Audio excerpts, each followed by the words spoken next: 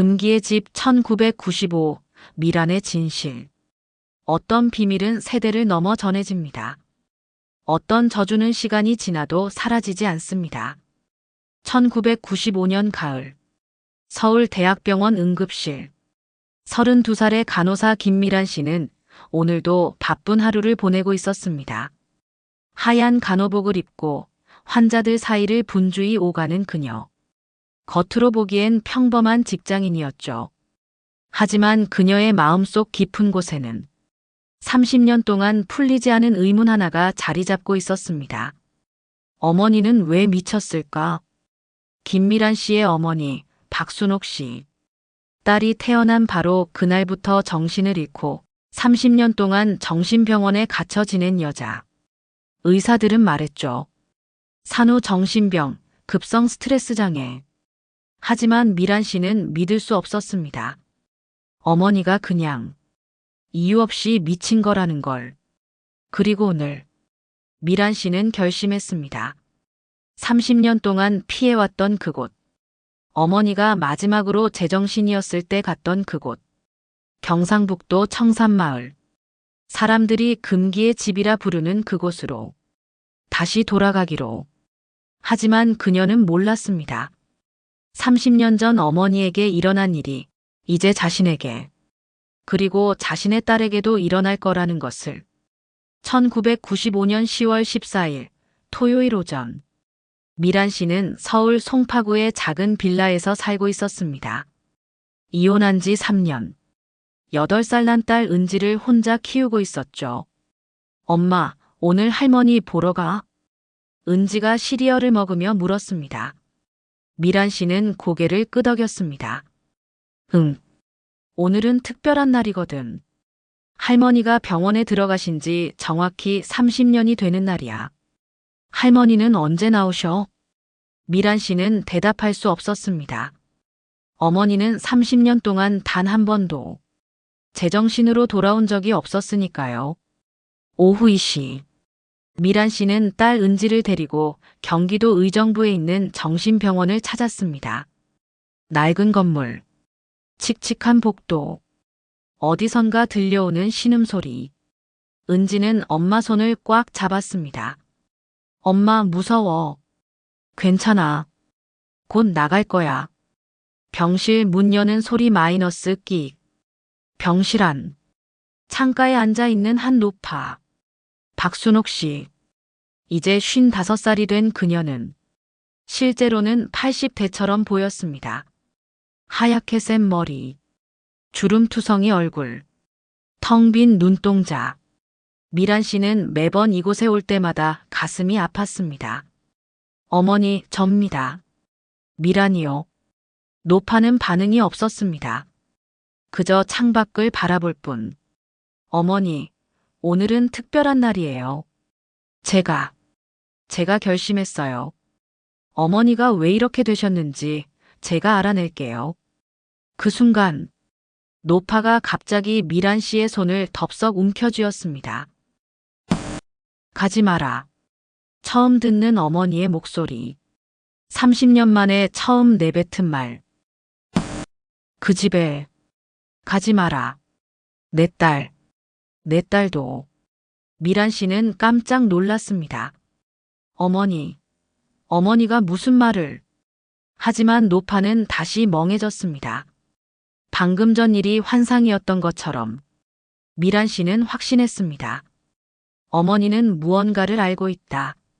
그 집에서 무언가를 봤다. 그리고 그것이 어머니를 이렇게 만들었다. 엄마, 할머니가 뭐래? 은지가 물었습니다. 미란 씨는 씁쓸하게 웃었습니다. 아무것도 아니야. 그냥 옛날 이야기. 하지만 미란 씨의 마음속에선 이미 결심이 굳어지고 있었습니다.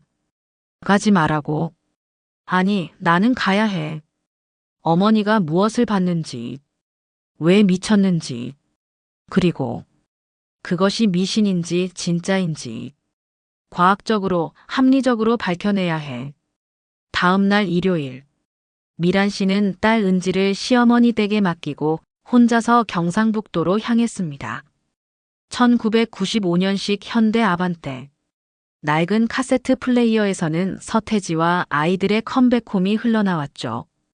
고속도로를 3시간, 국도를 2시간, 그리고 비포장 산길을 1시간. 드디어 도착했습니다. 청산마을. 30년 만에 돌아온 고향. 하지만 마을은 변해 있었습니다. 30년 전만 해도 100가구가 살던 이 마을. 이제는 20가구도 채 안 남았습니다. 젊은이들은 모두 도시로 떠나고 남은 건 노인들뿐. 미란 씨는 차에서 내렸습니다. 마을 입구.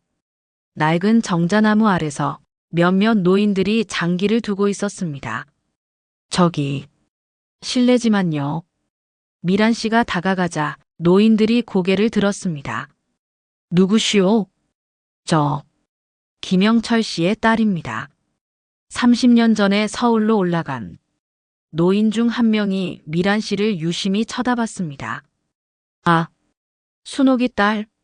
그래, 그때 그 아기가 이만큼 컸구만. 노인의 눈빛이 이상했습니다. 동정, 아니면 두려움. 네 엄마, 아직도 병원에 있나? 네. 그래서 제가 왔습니다. 어머니가 왜 그렇게 되셨는지 알고 싶어서요. 노인들이 서로 눈빛을 교환했습니다. 아가씨, 그런 거 모르는 게 나아. 알아봤자 좋을 거 하나도 없어. 그래도 알고 싶습니다. 제발 말씀해 주세요. 한 노인이 한숨을 쉬었습니다. 네 엄마가 그 집에 갔었지. 금기의 집. 동쪽 골짜기 끝에 있는 판서댁 말이여. 그 집은 말이여. 조상 때부터 절대 가지 말라고 했던 곳이제. 근디니 엄마가 호기심에 갔다 왔고 그날 밤부터 이상해지더니만 결국 그렇게 됐제. 미란 씨는 냉소를 지었습니다. 그래서요? 귀신이 나온다고요? 21세기가 다 됐는데 아직도 그런 미신을 믿으세요?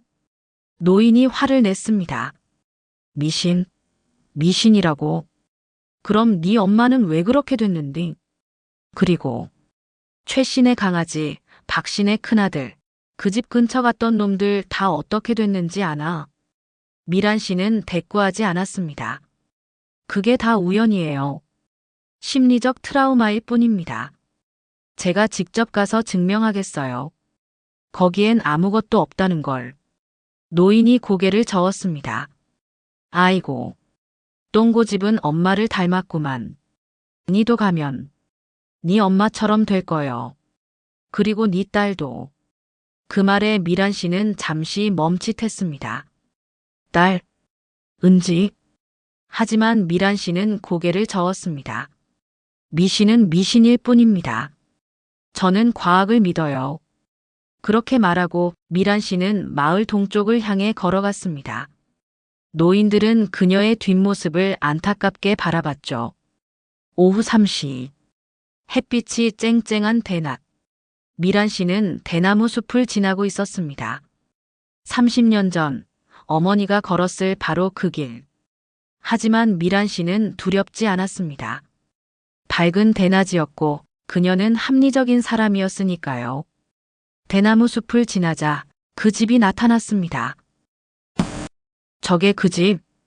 30년 전이나 지금이나 그 집은 여전히 거기 있었습니다. 조선시대 기와집. 무너진 담장. 깨진 창문. 하지만 낮에 보니 그저 오래된 폐가일 뿐이었습니다. 미란 씨는 씁쓸하게 웃었습니다. 이게 뭐가 무섭다고. 그녀는 무너진 담장을 넘어 마당 안으로 들어갔습니다. 마당 한가운데 우물이 있었습니다. 어머니가 그것을 봤다던 바로 그 우물. 미란 씨는 우물 가까이 다가갔습니다. 우물 뚜껑은 반쯤 열려 있었습니다. 미란 씨는 조심스럽게 들여다봤습니다. 물이 없네. 우물 바닥은 말라 있었습니다. 그저 낙엽과 흙만 쌓여 있을 뿐. 미란 씨는 안도의 한숨을 쉬었습니다. 역시 아무것도 없잖아. 어머니가 본 건 그냥 환각이었어. 임신 중 스트레스로 인한 정신 착란. 미란 씨는 우물 주변을 살펴봤습니다. 그리고 무언가를 발견했습니다. 우물 옆에 놓인 작은 돌탑. 그리고 그 앞에 놓인 부적. 하얀 종이에 붉은 글씨로 쓰인 부적이 여러 장 놓여 있었습니다. 이게 뭐지? 미란 씨는 부적을 집어들었습니다. 한자로 빼곡히 쓰인 글씨들. 미란 씨는 한자를 잘 몰랐지만 몇 글자는 읽을 수 있었습니다. 앞진할진, 살사, 귀신귀, 귀신을 진압한다는 뜻인 것 같았습니다. 누가 여기 와서 이런 걸 놨지? 그때였습니다. 바람이 불었습니다. 강한 바람이 갑자기 불어와 미란 씨의 손에서 부적을 날려버렸습니다. 부적들이 바람에 휩쓸려 사방으로 흩어졌죠. 악! 미란 씨는 부적을 잡으려 했지만 이미 늦었습니다. 그 순간 미란 씨는 느꼈습니다. 뭔가 잘못됐다는 걸. 하늘이 갑자기 어두워졌습니다. 분명 방금까지 쨍쨍했던 해가 먹구름에 가려지기 시작했죠. 뭐야. 일기예보엔 맑다고 했는데. 미란 씨는 불안해졌습니다. 그리고 그때였습니다. 우물 속에서 뭔가 움직이는 소리가 들렸습니다. 미란 씨는 천천히 우물 쪽을 돌아봤습니다. 그리고 봤습니다. 우물 속. 분명 비어있던 그 우물 속에서 물이 차오르고 있었습니다. 아니, 물이 아니었습니다. 검은색, 끈적끈적한 액체. 그리고 그 액체 속에서 손이 올라왔습니다. 창백한 손, 긴 손톱, 썩은 듯한 피부. 미란 씨는 비명을 질렀습니다. 으악! 그녀는 미친 듯이 뛰었습니다. 담장을 넘고 대나무 숲을 지나 차까지. 미란 씨는 차 안에서 가쁜 숨을 몰아쉬었습니다. 환각이야. 환각.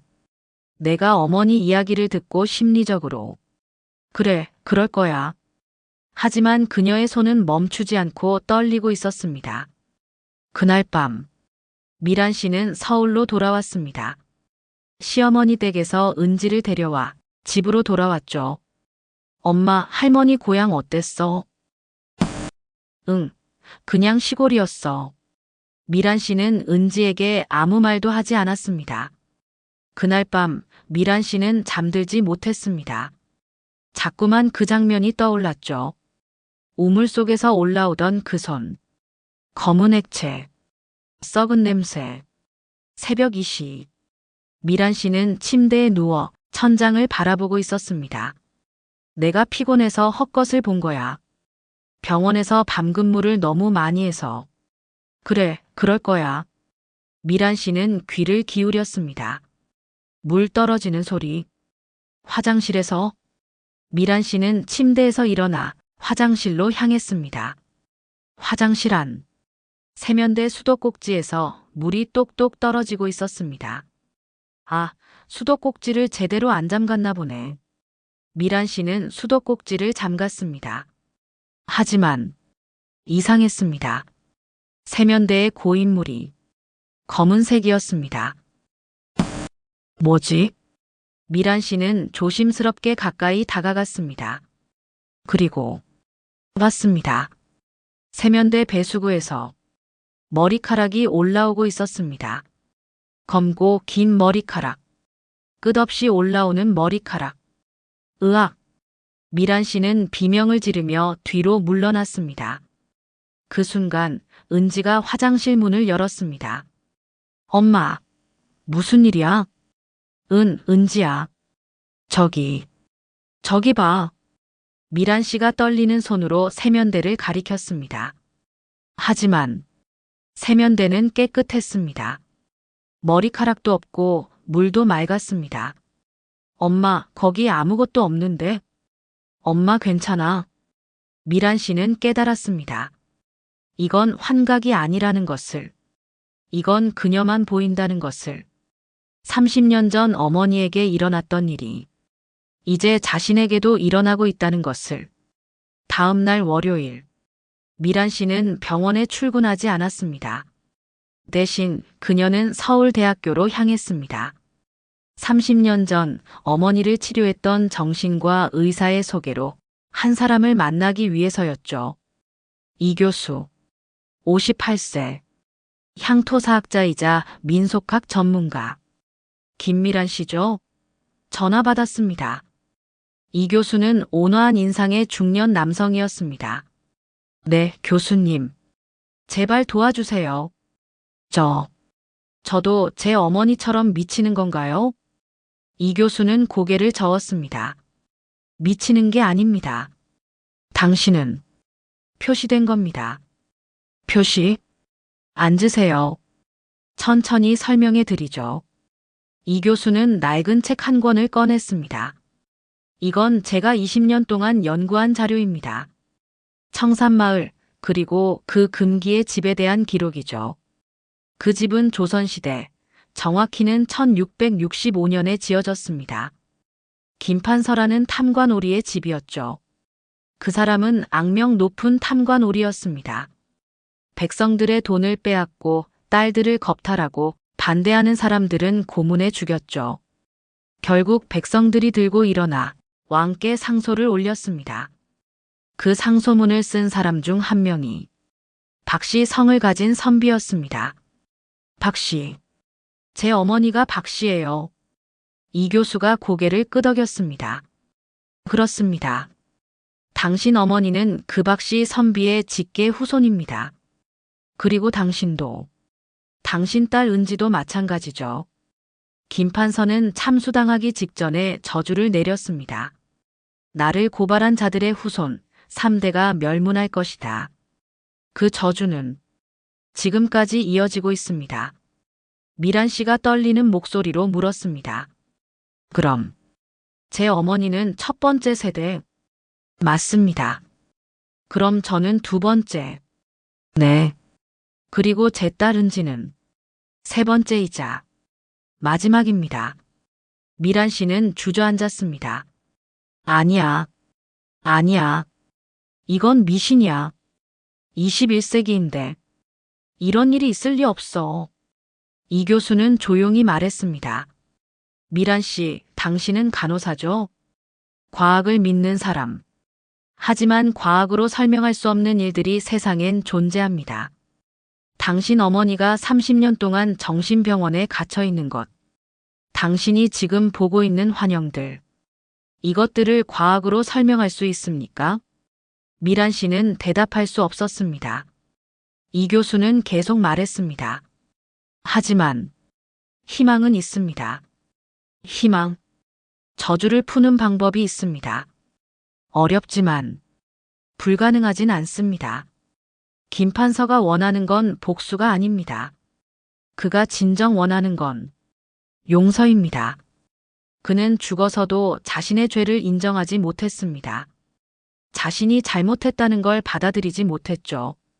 만약 누군가가 그에게 진심으로 용서를 구한다면, 그가 자신의 죄를 인정한다면 저주는 풀릴 수 있습니다.